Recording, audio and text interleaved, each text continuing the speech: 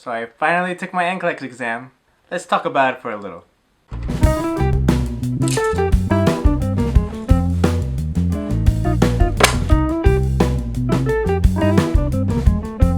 Okay, so it's around 5 o'clock right now, and I just took my NCLEX, well, finished up taking my NCLEX around 2 hours ago?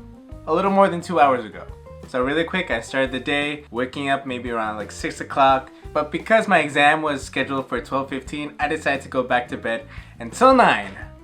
Unfortunately, I was only able to sleep until 8, and that's okay. That's okay. It's okay.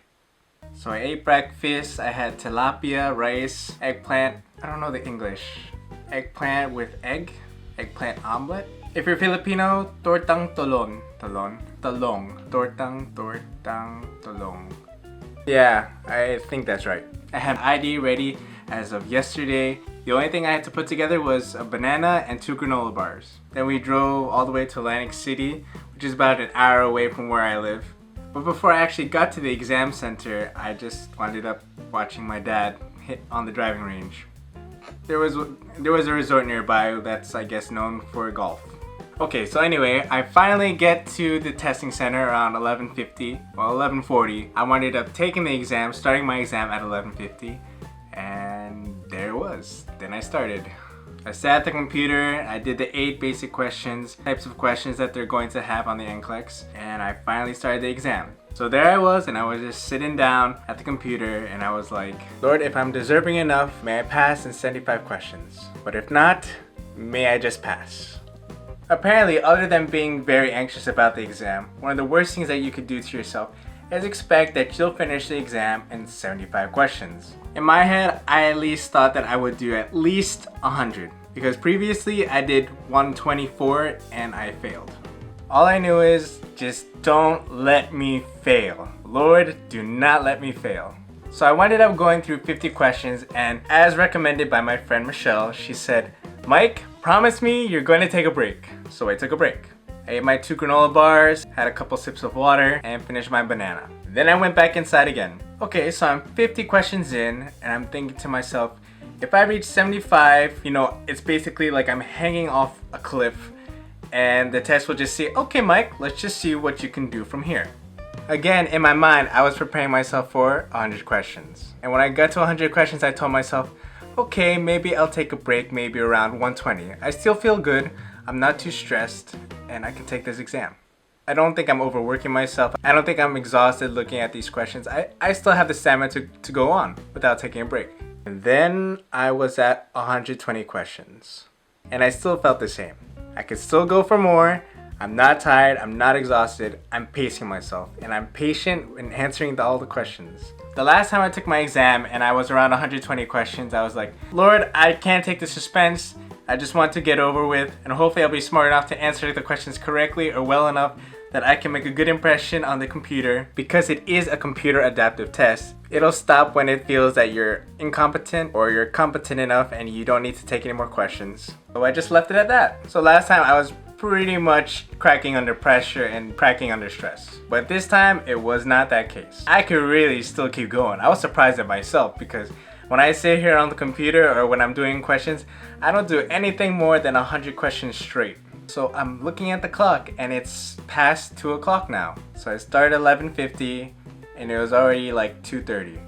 So I'm like thinking to myself, Mike, just relax, be focused, don't get too excited, look at the question, everything will be okay. And I was just trusting God to let me answer the questions the right way, best way, and to understand everything that I was reading. As far as pacing is concerned, I realized that for the first 50 questions, I was probably taking around what seemed to be 2 minutes per question. There were actually some questions that I thought were easy enough to answer in less than 30 seconds even. That got me a little bit worried because to pass the NCLEX, or to show that you're competent, you have to answer the hard questions, not the easy questions. So I don't know if an easy question for me is an easy question for them, or a hard question for them is a hard question for me. I just didn't know. So instead about worrying about the standards that they have and the standards that I have, I just wound up asking God, just let me answer the questions correctly, and that's more than enough for me. So some questions were faster, some questions were not. Some questions I took my time on, some I had a breeze through. So it was about mixed. So I was at question 131, and I looked at the screen. I'm like, I already finished 130 questions. Am I going to take a break now? I didn't get too excited. I maintained the same atmosphere, the same mindset, the same focus that I had after I had taken the break and before I had taken the break, and I just went at a steady pace all the way through. You know, I was preparing myself for a marathon. As much as possible, I try not to break under pressure, and I believe that God let me answer the question to the best of my ability. Were there some hard questions on the exam for me? Yes. Were there some easy ones? Yes. So I told myself, okay, at question 140, I'm going to take a break. I answered question 131, 132, and then this is the part that gets a little blurry because I think around 133 or at 134 questions, the exam stopped. So I checked out, left the building, and waited for my dad to pick me up.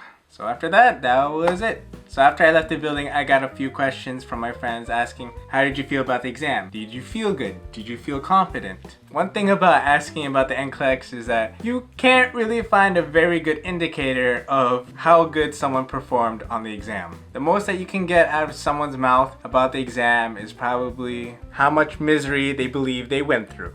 Before I reached 50 questions, the individual next to me raised her hand, the proctor came up to her, and all I heard was, I think I'm about to cry. Is that a good indicator enough for you to find out how well or how poor they did? I don't know if she was taking the NCLEX or what exam she was taking. Maybe time ran out for her. In the end, when you go to take these tests, don't make it any more miserable than it has to be. You know what the test stands for, you know what's going to happen if you pass or fail, and you know what kind of atmosphere that you're going to get into.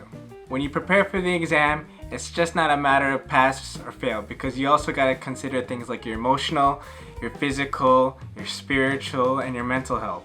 So if you feel so proud that you're overloading yourself with questions, but you don't know how to control your stress or your anxiety, pass or fail in the end, all I know is that by the time that you found out your result, you were miserable. All you did was worry throughout the course of your review and all the way through to your exam.